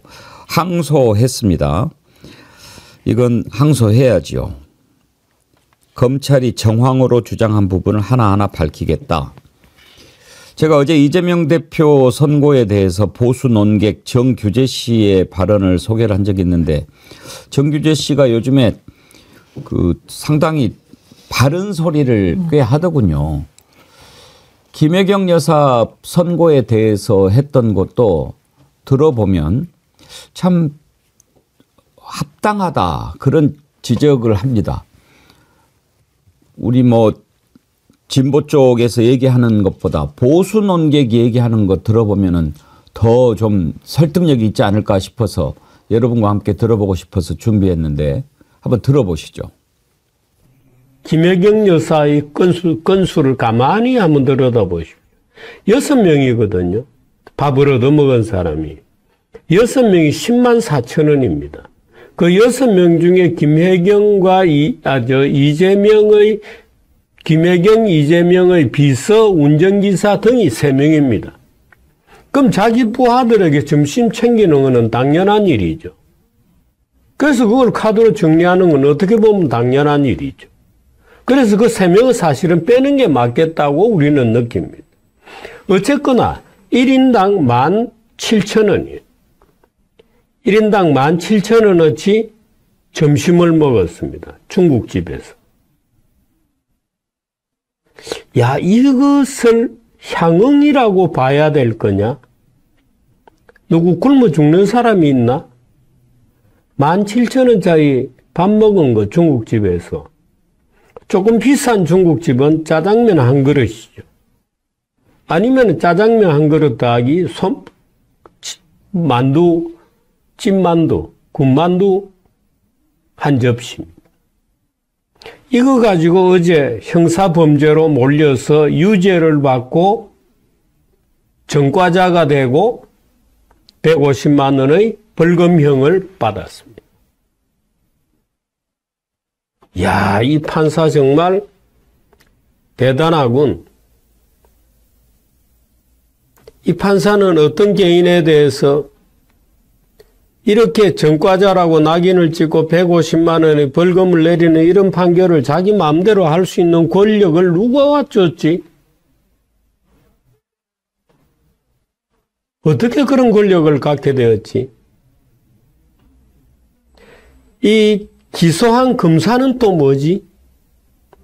139번의 압수수색을 했거든요. 이게 김혜경의 무언가의 불법을 찾기 위해서 139번을 조사를 했겠습니까? 예. 17,000원짜리 식사를 샀다고 139번 압수수색을 해요. 300만 원 디올백 받은 사람은 찾아가가지고 핸드폰 맡기고 조사한 것처럼 하는데 근데 검찰도 그렇고 법원도 그렇고 이런 것을 할 때 김성환 평론가님 부끄럽지 않을까요? 그런 생각을 잘 못하는 것 같아요. 이번 판결 봐도 그렇고요. 그러니까 백현동 사건에 대해서 판단을 한 것도 저는 재판부가 유죄 판단을 하려고 애썼다. 일부러 유죄 판결을 내린 거다 이렇게 생각하는데요. 오늘 나오는 얘기가 이거 보면서도 아 맞다 이런 생각을 제가 하게 됐는데요. 백현동 사건과 관련해서는 이재명 대표가 국회 국감장에 나가가지고 발언한 거를 이게 당선될 목적으로 허위 사실을 공표한 거다. 이렇게 지금 유죄 판단을 낸 거란 말이에요. 근데 국감장이 이게 국감장이 그러니까 지자체장으로서 국감장에 불려나간 거란 말이에요. 네. 나가가지고 얘기를 하면 국정감사장에서 지자체장이 국감과 관련해서 발언한 거는요. 이 증언감정법에 따라서 그 발언은 오히려 보호받아야 돼요. 근데 당선될 목적으로 허위 사실을 얘기했다고 했거든요. 판사는. 그래서 유죄를 때린 거란 말이에요. 징역 1년이라고 하는. 근데 거꾸로 말하면 당시 상황을 복귀해보면 알겠지만 이재명 대표의 선거를 계속 그 백현동 문제를 계속 집요하게 국민의힘 의원들이 질문을 했어요. 계속. 네. 거꾸로 이재명 대표가 자기가 당선될 목적으로 그냥 그걸 허위 사실을 얘기한 게 아니라 집요하게 그걸 캐가지고 이 사람을 이른바 이제 죽이겠다고 덤벼들었단 말이에요. 거기에 대해서 해명하는 과정에서 나온 발언이란 말이에요. 일종의 증언을 한 거란 말이에요. 근데 이거를 선거 목적으로 발언했다고 재판장이 유죄를 때린 거예요. 뭔가 이상하지 않습니까? 너무너무 이상한 게 국회법상 면책 조항이 적어져 있거든요. 네. 이증을 하면 처벌을 받았지만 다른 법률로는 처벌되지 않는다고 되니까 판사도 그 법은 봤나 봐요. 근데 그것은 국정감사의 취지에 맞는 발언에만 국한된대요. 법에도 없는 조항을 판사가 만들어냈어요. 근데 이재명은 경기도지사 시절에 여야 의원들의 질타 또는 질의 소극적이고 수동적 다방거에 불과한데도 그리고 국정감사의 목적이었잖아요. 어쨌든 경기도지사가 성남시장 시절이든 경기도지사 시절이든 일을 잘했냐 하도 많은 사람 물어보니까 답한 건데 국정감사 봤잖아요. 판사는 뭐냐면 이게 국정감사의 취지에 맞지 않는 발언이래요. 그래서 국회법상 면책 조항이 적용되지 않는답니다. 그러니까 이제 판사가 국정감사에서 발언하는 것도 지 멋대로 너는 국정감사 취지 발언에 어긋난 거야. 너는 아웃. 이런 세상이 돼버렸어요. 근데 이 논리를 누가 만들었냐? 정치검찰이 그 논리를 기소장에 제공해놨거든요. 판사가 그러면 꾸짖어야죠. 판사가. 검사들이 공소권을 남용하고 있다. 세상에 국정감사의 발언을 그것도 본인이 먼저 말한 것도 아니고 여야원들의 질의. 그러니까 김성표가 말한 것처럼 국민의힘에서는 집요하게 이재명을 죽이려고 마구 말도 안 되는 소리를 하고 민주당에서도 이런 논란이 있는데 한번 해명해 보시라. 해서 본인이 이야기한 건데 국정감사 취지가 아니래요. 아니 그게 국정감사가 아니면 국정감사 뭐가 국정감사입니까? 그러니까 이게 2021년 10월 미쳤습니다. 20일 날 발언이라고 얘기하는데요. 그게 이재명 이제 대선 주자잖아요. 경기도 성남시장이었었던 시절의 얘기를 집요하게 캐묻기 시작한 거예요. 오전 10시 6분에 당시에 조응천 그 감사반장이 경기도 전반에 대한 효과적인 대안 모색 자리가 되길 바란다. 이렇게 국감을 시작을 했는데 송석준 국민의힘 의원이 곧바로 대장동 건을 질문하기 시작했고 그래서 저녁 7시 9분 끝날 때까지 이재명 성남시장 업무 관련 질의응답으로 계속 간 거예요. 그래서 백현동 얘기에 대해서 답변을 한 거란 말이에요.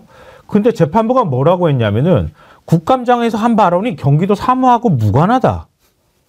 그래서 선거 목적으로 허위 사실을 공표한 거다. 그래서 유죄를 때린 거예요. 이거 앞뒤가 안 맞잖아요. 아까도 말씀하셨던 것처럼 국회 증언감정법에는 오히려 국회에 나가가지고 증언한 부분에 대해서 발언을 보호하도록 되어 있는 건데 그게 증언감정과 관련되어 있는 얘기가 아니고 자기 선거를 위해서 한 발언이야. 그러면서 그 법의 적용도 안 받게 하면서 허위사실 공표한 거라고 유죄를 한 거란 말이에요. 저는 이거 2심으로 가면 이거 뒤집어질 거라고 생각합니다. 저는 판사가 이건 직권남용한 거라고 봅니다. 완전히 사건을 조작하고. 아니 그리고 후보도 아니잖아요. 물론 대권 주자 중에 한 명이었다는 건 알려져 있었지만 경기도지사가 국감장에 당연직 피감기관장으로 가가지고 우리 전혜연 기자님께서 예전에 그 공공기관을 한번 맡아서 알겠지만 가면 물어보는 것에 답 안 할 수가 없잖아요. 답 안 하면 뭐라 그럽니까? 왜 답 안 한다고 얼마나 큰 소리를 칩니까? 맞습니다. 다 인정하는 거냐고. 그리고 선거운동 기간도 아니죠. 후보자도 아니죠. 선거 기간도 아니었어요. 유세장도 아니요. 일반 시민 있는데도 아니요. 심지어 뭐 언론이 물어본 데도 아니요. 국정감사에서 물어본 게 답했는데 그게 국정감사 취지에 어긋나는 발언이니까 선거법 위반이다. 살다 이런 논리는 처음 봅니다. 저는 판사가 아예 국민의힘하고 짜고 이렇게 해버린 거 아닌가라는 의심이 들 정도로 그럴 리는 없겠지라고 생각하면서도 너무나 노골적이고 악의적이고 저도 잠을 못 잘 정도로 계속 살펴보는데 이건 아예 처음부터 죽이려고 작정을 했구나. 그래서 국민의힘에서 유죄를 확신하고 생중계하자고 난리를 피웠거든요. 현수막까지 걸어놨거든요. 전국 곳곳에다가. 만약에 무죄나 경미한 거 나왔으면 본인들이 창피당하잖아요. 정치검찰이 무리하게 죽이. 근데 자신 있었어. 너무나 자신 있어 이 사람들이요. 페이스북, 현수막, 기자회견, 뭔 말만 하면 무조건 생중계해야 된다는 거예요. 근데 그동안의 생중계 관행도 달랐거든요. 전직 대통령 딱 2번 했는데. 근데 그 정도도 너무 셌어요. 진짜 유죄를 확신하는 것 같이. 별별 생각 다 듭니다, 여러분. 저는 뭐 재판부도 그렇지만 검찰이 어떻게 해서든지 죄를 만들어서 기소하는 이 행태가 진짜 도를 넘어도 너무 심하다. 예를 들어 김혜경 씨에 대한 결심 공판에서 뭐라 그랬냐면 피고인이 유력 정치인들을 돈으로 매수하려 한 범행이다라고 했습니다. 17,000원짜리 식사를 어떻게 유력 정치인들을 돈으로 매수합니까? 이게 상식적으로 맞습니까? 그러면서 벌금 300만 원을 구형했단 말이에요. 그리고 어쨌든 결론은 벌금 150만 원이 나왔는데 제가 사실은 이 검찰개혁 이슈 때문에 모든 민생 문제가 덮이는 거 아닐까라고 해서 여야 모두 이 문제에 있어서는 균형을 잡아야 된다는 입장이었는데 요즘 보면 이러니까 다시 검찰개혁을 정말 세게 외칠 수밖에 없다. 이런 식으로 간다면 한마디로 정권을 밑보이는 사람들은 다 죽일 수 있다라는 겁니다. 사실은 뭐 야당 대표의 가족들, 전직 야당 대표, 제가 지금 들어보니까 전직 국회의원들도 아마 굉장히 많이 조사를 받고 있고 국회의원과 관련된 조직에서 활동했던 사람들까지 계속 소환한다라는 겁니다. 한마디로 반대편에 서서 정치활동을 했던 사람들은 다 죽이겠다는 거 아닙니까? 근데 그 수법이 너무 졸렬하고 치사하다는 거죠. 그래서 요즘 들어서는 정말 검찰개혁이야말로 우리나라 정치를 제도를 잡는 정말 중요한 과제다라는 걸 요즘 다시 한번 절감하고 있습니다. 아름다운 동행님, 상식에 어긋나는 판결에 기운이 쭉 빠지고 며칠 뉴스도 보기 싫었습니다. 제일 좋아하는 앵커님 정어리도 안 봤습니다. 오늘부터 다시 기운 내보려고 해요. 예, 아름다운 동행님 힘내셔야지요. DB2922ID 쓰시는 분, 대선을 같이 치렀고 대선이 끝나면 같이 했던 패한 자에게 관용으로 베풀어 주는데 이 자들은 정의를 외치더니 쓰레기 같은 짓을 합니다. 용서가 안 됩니다.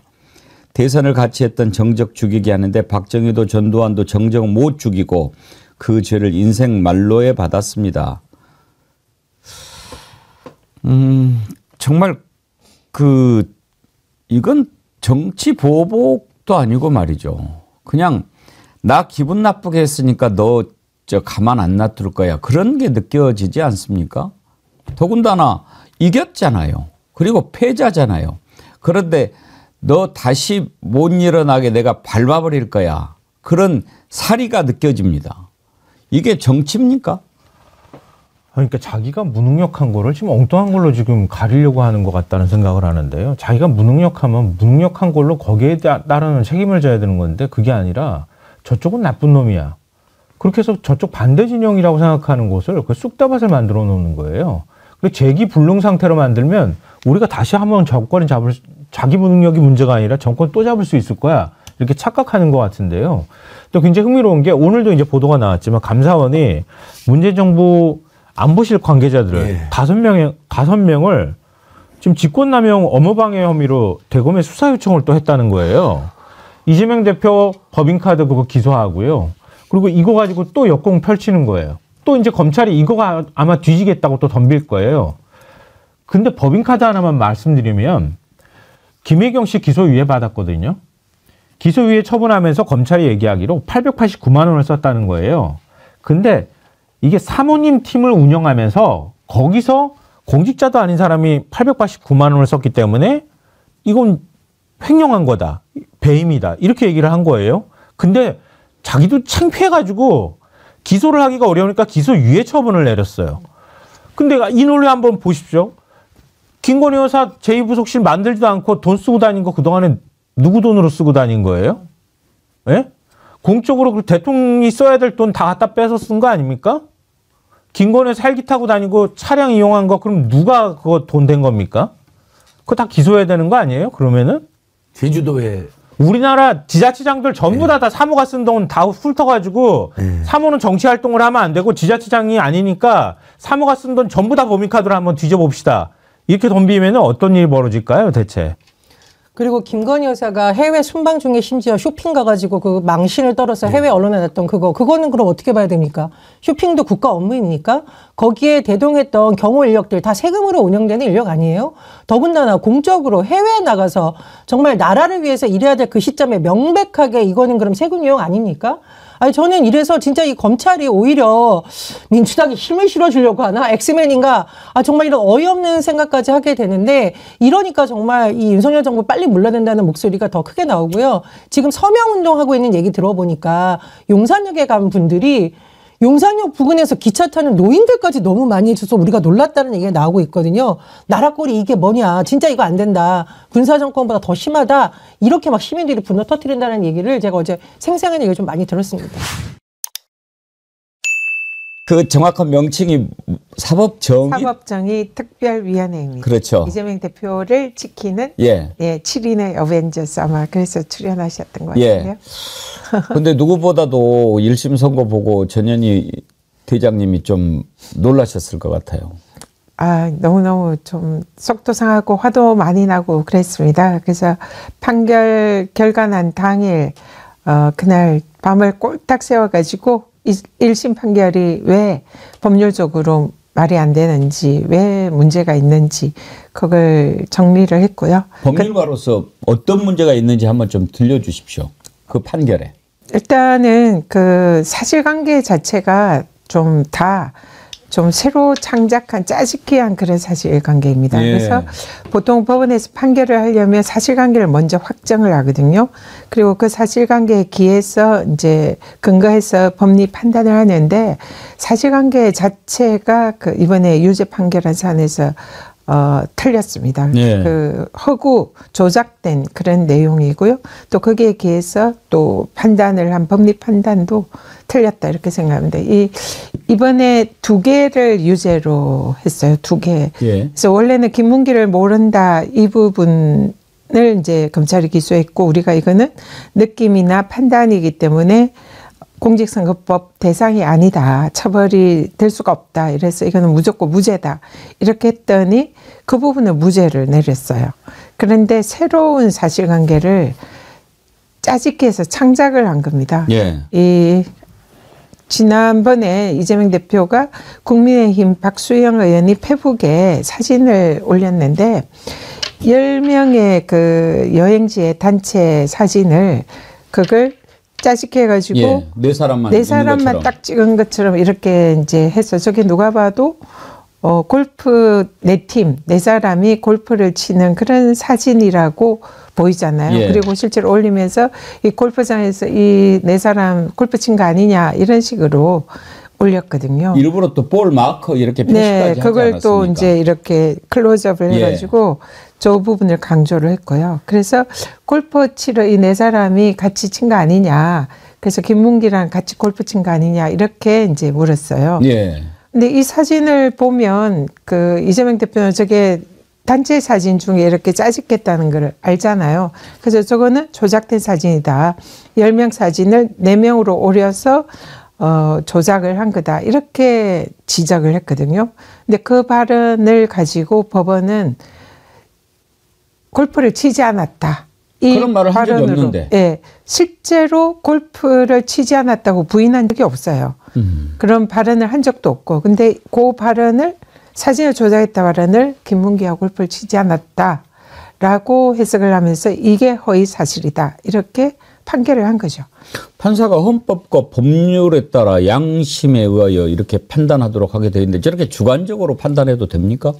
그렇게 해서는 안 됩니다. 이게 1심 판사들은 반드시 대법원 판례에 의해서 그 판례에 따라서 이렇게 기소가 되는 거 아닙니까? 해야 되거든요. 왜냐하면 이제 이게 1심, 2심, 3심 올라가니까 대법원에서 최종적으로 결정을 하게 되는데 기존의 대법원 판례를 참조해서 그 판례대로 원래 이제 선고를 합니다. 그렇기 때문에 대법원 판례에 의하면 이런 사실관계를 확정할 때에 있는 사실 그대로 한 발언 그대로 그걸 근거로 판결을 해야지 그걸 새로 이렇게 유추해서 목적을 추론해 가지고 그걸 사실관계로 만들어서 판시하는 것은 위법이다 이런 판례들이 되게 많이 있어요. 근데 이 사안은 명백히 그런 대법원 판례에 어긋나는 그런 판결인 거죠. 그래서 이건 무죄가 될 수밖에 없다 이렇게 보고 있습니다. 저 부장판사 이름이 한성진인가 되지 않습니까? 네, 그렇습니다. 혹시 좀 편향성이 있는 사람인가요? 판사 개인의 성향에 관해서 저희들이 문제 삼거나 따지지는 않습니다. 근데 어쨌든 이번 판결을 볼 때에 굉장히 편향적이고 사실관계도 맞지 않고 마치 처음부터 검사의 기소 사실에 맞춰가지고 유죄라는 심정을 가지고 끼워 맞추게 한 판결이 아닌가 이런 이제 생각을 할 수밖에 없는 그런 판결이었습니다. 25일엔 또 이준교사 재판이 있지 않습니까? 네. 그 재판부는 다른 재판부죠? 다른 재판부입니다. 예. 근데 이번에 뒤통수 맞고 나니까 별별 걱정이 다 드는데 그건 어떻게 전망하십니까? 이번 2심 위정교사 판결도 저희들이 법리를 이제 많이 분석을 했고 연구도 많이 했고요. 대응도 많이 했는데 이 정확하게 법리를 따져서 판결을 한다면은 이 사안도 무죄가 나올 수밖에 없는 사안이다 이렇게 예. 보고 있습니다. 그래서 정상적인 이런 판단을 하고 공정한 판결을 한다면은 이 사안은 틀림없이 무죄다 이렇게 확신을 하고 있습니다. 선거법 위반 사건 같은 경우에 지금 기소부터 1심까지 총 800일이 걸렸거든요. 네. 앞으로 상급심도 좀 장기전이 될 가능성이 있습니까?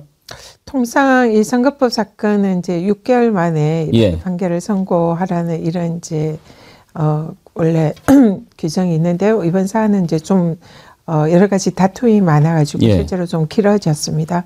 근데 지금 국민의힘에서 이 재판을 빨리 진행을 해라. 그래서 내년 5월이나 6월에는 이 재판을 끝내야 된다. 이렇게 이제 법원을 사법부를 압박을 하고 있고요. 그걸 하기 위한 TF도 구성을 하고 있다고 합니다. 예. 근데 이 지금 이재명 대표의 선거법 재판은 이 민주당뿐만 아니라 이재명 대표의 개인에 대한 사건이 아니라 어떻게 보면 대한민국 전체의 이 민주주의를 좌우하는 매우 중차대한 그런 사안이거든요. 그렇기 때문에 이 사안은 시간을 빨리 하는 이것보다 정말 공정하고 정확한 법리에 의해서 실체적 진실을 밝혀서 이 이재명 대표의 무죄를 확정짓는 이것이 훨씬 더 중요하다 생각합니다. 그래서 시간에 쫓길 문제가 아니라 가급적으로 빨리 무죄 판결이 나오면 좋기는 하겠지만 어쨌든 그 과정에서 정말로 이 법리라든지 여러 가지 부분을 꼼꼼히 살피는 그래서 진실을 밝혀내는 그런 판결이 되어야 된다 생각합니다. 지난번에 1심 선고 보고 국민들이 깜짝 놀란 가슴이 아직도 진정이 안 되고 있는데 이번에는 또 기소를 또 했어요. 그건 원래 경찰에서 송치도 안 했던 사건 아닙니까? 맞습니다. 이번에 그 경기도지사 할 때 이제 법과 사용 예. 부분에 관해서 새로 이번에 검찰이 추가로 기소를 했습니다. 5번째죠. 예. 그래서 이거는 이 기소를 보면서 이 정말 검찰이 윤석열 정권하고 한 몸이 돼서 이재명 대표를 정말 죽이려고 하는구나. 정적을 제거하려고 하는구나. 그게 아니라면 이번 기소는 도저히 이해가 되지 않는 그런 기소입니다. 정말 말씀하신 대로 이미 경찰에서 수사를 엄청 많이 해가지고 이 사안에 대해서 불기소 처분을 한 사안이에요. 그리고 또 실제로 이번 검찰에서 기소를 하면서 검찰도 그런 식으로 얘기를 합니다. 이게 증거는 없는데 기소는 한다. 이게 말이 안 되는 거거든요. 네. 증거가 없다는 게 이재명 대표가 그 법과를 사용하는 데 있어서 그 사실을 알았거나 거기에 대해서 지시를 했거나 이런 증거가 전혀 없는 거예요. 증거 제일주의 아닙니까? 기소를 하려면 이거는 기본이 증거가 있어야 되는 겁니다. 예. 그래서 그냥 소설 써서 그걸 이재명 대표를 죽이기 위해서 그냥 기소했다. 이런 식으로 하는 무책임한 그런 기소거든요. 그런 걸 검찰이 이번에 기소를 했다는 거는 이거는 그냥 목적에 의해서 또 기소하면 재판을 받잖아요. 그러면 이재명 대표가 지금 또 네 건에 관해서 지금 재판을 받고 있는데 또 이 사안에 대해서 기소해서 재판을 받게 하면 실제로 법정에 이제 사실상 연금하는 법정에 구속되는 그런 효과고 사실상 민주당의 당무라든지 이런 거에 거의 관여를 못하게 만들겠다는 그런 의도로밖에 보이지 않거든요. 그리고 망신축이죠. 예. 제1야당 대표가 이렇게 범죄를 많이 저질렀다. 그것도 말도 안 되는 그런 조작 기소로. 그래서 이거는 뭐 저희들이 매우 분노하고 있습니다. 이번에 업무상 배임인가 그걸 기소하면서 지금 이제 재판이 5건이 아니라 6건 된 거 아닙니까? 기소가 이번 6번째로 알고 있는데 아무튼 그러면은 지금 이제 재판 받으러 다니는 것만 해도 한 군데가 아니지 않습니까? 서울 또 수원. 이번은 이제 수원지검에서 예. 해서 수원에서 재판을. 그러면 그 6개 재판하느라고 당무도 제대로 볼 시간도 없게 만들어 버리는 거 아니겠습니까? 지금 이번에도 사실 이 기소되기 전에도 이재명 대표가 거의 곁에서 지켜보기에는 철인 같은 그런 이제 스케줄을 소화하고 그러면서도 당무에 대해서 뭐 최고회의를 이렇게 주재를 한다든지 이런 거는 한 번도 이렇게 빠지지 않고 정말 열심히 챙기셨거든요. 옆에서 지켜보는 이재명 대표가 저 정도 이렇게 뭐 정권에서 압박하고 뭐 법원이나 이 검찰에 의해서 압박을 받으면 멘탈이 좀 흔들릴 뻔도 한데 정말 의연한 모습을 갖추고 또 그래서 우리가 이분께서는 정말 초월하셨구나 그런 인상을 많이 받고 있습니다. 그래서 뭐 이번에 기소했다고 해서 당무에 그러니까 차질을 빚거나 이러지는 않을 거다. 그리고 의연하게 이 지금 상황에 대해서 대처는 하실 거다 이렇게 생각을 하지만 예. 그렇지만 이 의도적인 이 정권의 이재명 대표에 대한 정적, 죽이기, 사법, 살인 이 부분에 관해서는 저희들이 옆에서 단호히 대처할 거고 더 우리가 강해질 거다 이렇게 말씀드리고 싶습니다. 혹시 이렇게 쭉 겪어 보시면서 현행 공직선거법에 좀 문제가 있다 이런 인식을 갖고 계십니까?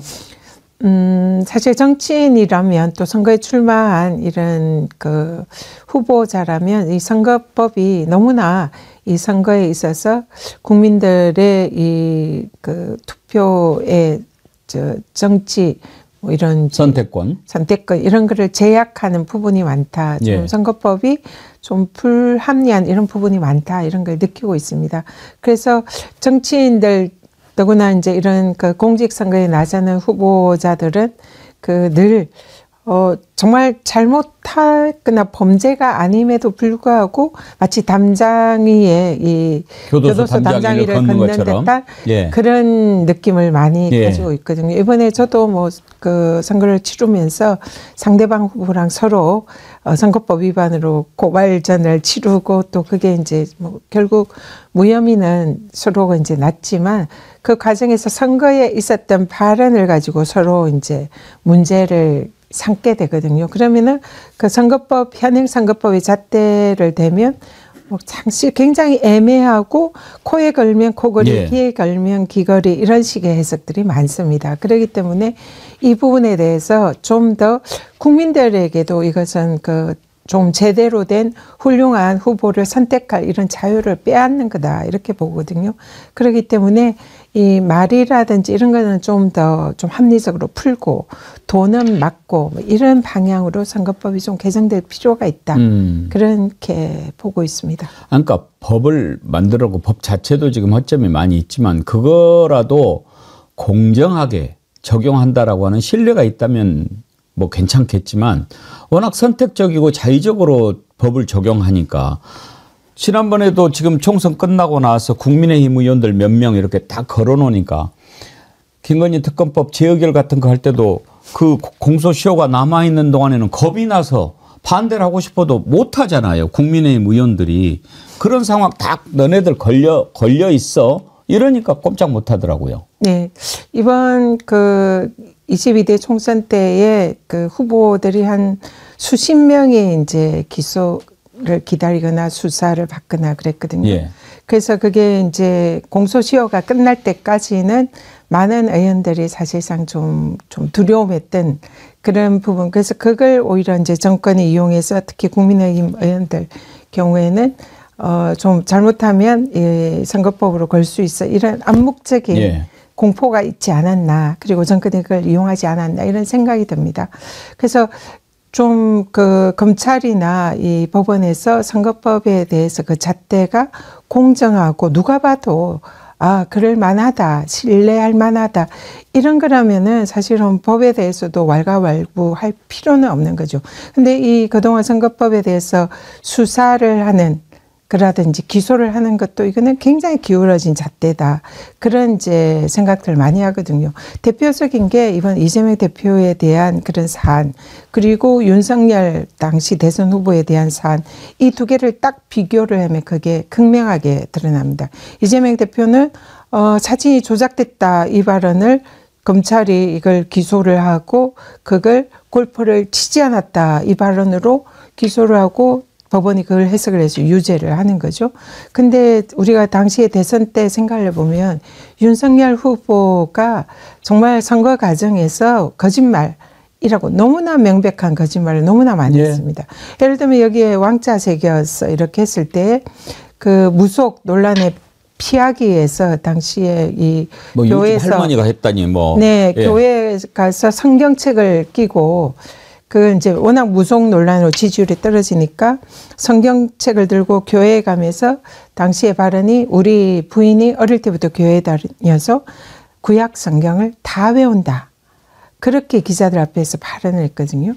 그럼 이거는 누가 봐도 명백한 거짓말이잖아요. 그게 그래서 고발이 됐어요. 근데 그 제대로 수사도 안 하고 수사하려면 김건희 여사를 수사를 해서 구약을 다 외우는지 확인을 해야죠. 그런 것도 하지 않고 그냥 그것도 불기소를 했고. 구약 성경이 몇 권인지는 알지 모르겠습니다. 한 페이지도 사실은 보통 사람은 외우기가 어렵게 굉장히 좀 용어 자체가 어렵잖아요. 하여튼 그런 거짓말을 했어요. 그리고 우리 장모는 10원 한 장 남한테 손에 끼친 적 없다. 근데 최근에 보세요. 장모가 그 잔고 증명 위조로 그 징역 1년을 살고 이번에 27억인가요? 그 과징금 법원에서 확정이 됐잖아요. 그 실제로 주위에 피해자가 많이 있는 걸 온 국민들이 알고 있습니다. 그것도 명백한 거짓말이죠. 우리 또 와이프 뭐 이렇게 주가 조작범들한테 이용만 당하고 손해만 보고 나왔다. 이렇게 얘기를 했는데 지금 알고 보니 장모랑 함께 23억 이익을 보고 사실상 주식 타짜였다는 이런 게 드러나고 있잖아요. 다 거짓말인 거죠. 그리고 이재명 대표의 했던 김문기를 몰랐다 이 발언과 비슷한 김만배 씨를 개인적 친분이 없다라고 김만배 씨를 부인을 했어요. 비슷한 사건인데 여기에서도 검찰은 불기소를 했습니다. 그러니까 이게 너무나 불공정한 잣대고 선거에서 이긴 대통령 후보에는 그냥 면죄부를 마구 발부를 하고 있고 선거에서 진 낙선자인 야당 후보에게는 정말 아주 엄격한 잣대를 대서 거의 뭐 죽이기에 가까운 그런 사법 살인을 하고 있는 이 상황이 너무나 불공정하고 그 때문에 우리 민주당과 국민들이 분노를 하고 있는 거죠. 그렇죠. 지금 사법정의특별위원회라고 이름을 붙이셨는데 정말 정의롭지 못한 거죠. 대체로 선거법 위반 사건 같은 경우에는 서로 막 선거 전에는 이렇게 고발도 하고 그렇게 하지만 되게 끝나고 나면 승자가 아량을 베풀지 않습니까? 다만 패자는 어떻게 해서든지 결과를 뒤집어 보려고 막 이렇게 하지만 이긴 사람은 다 취하하고 그렇죠. 이렇게 이긴 자가 패자를 상대로 끝까지 죽이고 밟으려고 하는 경우는 제가 본 적이 없습니다. 저도 제가 뭐 짧은 정치 경력이지만 이런 사례는 본 적이 없는 것 같습니다. 왜냐하면 통상 이제 선거 당시에는 서로 치열하게 싸우고 고소고발전이 있다 하더라도 특히 대선 같은 경우에는 상대방의 야당에 대해서 존중과 그리고 또 협치를 해야 되기 때문에 그런 거에 대해서 뭐 고소나 고발을 취하하고 문제 삼지 않은 게 그동안의 이 관례였던 것 같거든요. 그럼에도 불구하고 이 정권은 대선에서 승리한 지금 현직 대통령이 상대당의 야당 대표를 이렇게까지 죽이려고 하는 거는 이거는 사상 초유의 일이 아닐까 그렇게 생각을 합니다. 아까 공직선거법 개정의 필요성을 얘기하셨는데 그 말씀을 듣다가 그런 궁금증이 들었습니다. 만약에 지금 재판 과정에 있는데 공직선거법이 개정이 그 사이에 됐다. 그러면은 2심 판결이라든지 앞으로 있을 판결에 영향을 미치게 됩니까? 이 지금 이제 형법은 그 행위가 있었을 그 당시의 법을 기준으로 합니다. 그렇기 때문에 소급표가 적용되지는 않고요. 그렇지만 만약에 이제 선거법이 개정이 되면은 법원에서 양형이라든지 이럴 때는 참고를 할 수. 법 개정의 취지를 살려서 있습니다. 기준은 행위 당시의 법률을 기준으로 하지만 이제 개정한다면 이러이러한 국민적 공감이 있고 또 이런 요구가 있어서 개정을 했으니 그 개정의 원칙이라든지 취지를 생각할 수는 있다 이런 말씀인 거죠? 네, 그렇죠. 네. 그러니까 이걸 뭐 바로 이재명 대표 재판에 유리하게 하기 위해서 법률 개정을 추진하는 것은 아니라는 말씀인 거죠? 네, 당연하죠. 그리고 지금 이재명 대표의 현재 공직선거법 유죄 판결 이 사건은 법도 뭐 좀 약간 애매모호한 부분은 있지만은 법이 문제가 아니고요. 이거는 사실관계를 그 법에 기한 사실관계를 사실상 조작된 사실관계를 근거로 판단을 한 거고 그리고 현행 대법원 판례나 뭐 헌법재판소 판례들이 있잖아요. 그 판례에 어긋난 1심 판결이라는 거죠. 그래서 법의 개정이 되지 않는다 하더라도 이 사안은 기존 판례에 의해서 충분히 무죄가 가능한 또 무죄여야만 하는 그런 사안으로 보고 있습니다. 알겠습니다. 25일 재판도 좀 우리 국민들이 놀라지 않는 그런 결과가 나왔으면 좋겠는데 한 가지만 더 여쭤보지요. 조국 혁신당이 이제 탄핵 소추안 발의안을 이렇게 이제 그 초안을 공개를 했는데 아직 이제 민주당은 그 위치가 입장이 있으니까 공식적으로 탄핵이라는 얘기는 하지 않고 있습니다만 어제 김준혁 의원님 만났는데 민주당 내에서도 김준혁 의원이라든지 민영배 의원이 이렇게 주도해가지고 탄핵을 위한 의원들 모임을 만들었는데 한 40-50명 되신다고 해요. 혹시 의원님도 들어가 계십니까? 저는 뭐 마음은 굴뚝 같지만 지도부이기 때문에 계시니까. 일단은 그런 모임에 들어가지는 않지만 뭐 하여튼 그 적극적으로 마음은 똑같다는 말씀을 드리고요. 실제로 민주당 내에는 지금 다양한 의견이 있습니다. 탄핵 연대 활동하시는 이제 의원님들 한 40-50분 계시고 이제 이분들은 윤석열 대통령을 탄핵을 시켜야 된다. 그래서 거기에 따른 법리라든지 근거 자료나 이런 거를 이제 수집을 하고 그런 활동을 하고 있는 걸로 알고 있고요. 얼마 전에도 토론회가 국회에서 있었습니다. 그리고 이제 또 한 측은 개헌, 임기 단축 개헌을 통해서 지금 이 윤석열 정권을 심판해야 된다. 이제 그런 모임도 있습니다. 그리고 또 특검을 이제 지금 현재 민주당의 주류나 지도부에서는 특검을 통해서 이 김건희 여사의 주변부에 국정농단 그리고 윤석열 대통령의 뭐 헌정 질서 유린 이런 부분에 대한 위헌 위법 사유를 먼저 밝혀내는 것이 우선이다. 그래서 특검을 통한 이 윤석열 정권의 심판 이렇게 크게 세 가지 갈래로 나눠지는데요. 근데 지도부도 이런 탄핵이나 개헌에 대해서 공감 안 하는 건 아닙니다. 다만 현실적으로 지금 우리가 개헌이라든지 탄핵을 하려면 200명의 국회의원들이 필요한데 그게 현 상황에서는 쉽지가 않기 때문에 이제 차근차근 단계를 밟아가려고 하는 거죠. 근데 28일에 이제 지난번에 통과된 김건희 특검이 다시 재의결이 됩니다. 이제 그 전에 대통령이 이제 거부권을 오늘 하겠죠, 뭐. 네, 행사할 것이 이제 죄송합니다. 아니요. 거부권을 행사할 것이 이제 거의 뭐 확실하다고 보고 있고요. 그게 이제 그러면은 지금 28일 정도에 다시 재의결을 할 거거든요. 그래서 이때 재의결을 통해서 특검을 반드시 통과를 시키겠다는 게 현재 당면한 목표고요. 만에 하나 이제 국민의힘 의원들이 동참하지 않아서 재의결이 안 되고 부결이 된다면은 또 당으로서는 비상한 다음 단계를 고민할 수밖에 없다. 이런 상황입니다. 알겠습니다.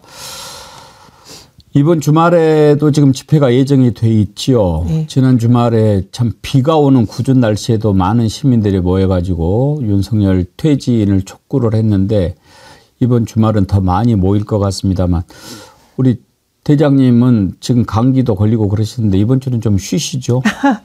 걱정됩니다. 쉴 수가 없고요. 지금 제가 이런 상황에서 또 몸이 안 좋으니까 제가 더 속상하고 화가 나더라고요. 그래서 약을 열심히 챙겨 먹고 있고요. 이 광장에 나가서 국민들과 함께 또 투쟁하는 것이 지금 이 시기를 이겨나갈 수 있는 또 다른 방법이고 해야 할 사명이다 생각합니다. 그래서 국회에서도 싸우겠지만 또 광장에서도 국민들과 함께 할 것입니다. 알겠습니다. 아무쪼록 건강 잘 챙기시고 저희 정어리멀에 감기에 좋은 녹용 쌍화 골드가 있거든요. 네. 그거 하나 드릴 테니까 네. 아침 저녁으로 좀 드십시오. 그러면 네. 면역력 강화에 도움이 많이 되실 제가 겁니다. 사서 먹겠습니다. 너무 감사합니다. 오늘 나와주셔서 감사합니다. 네, 고맙습니다. 예.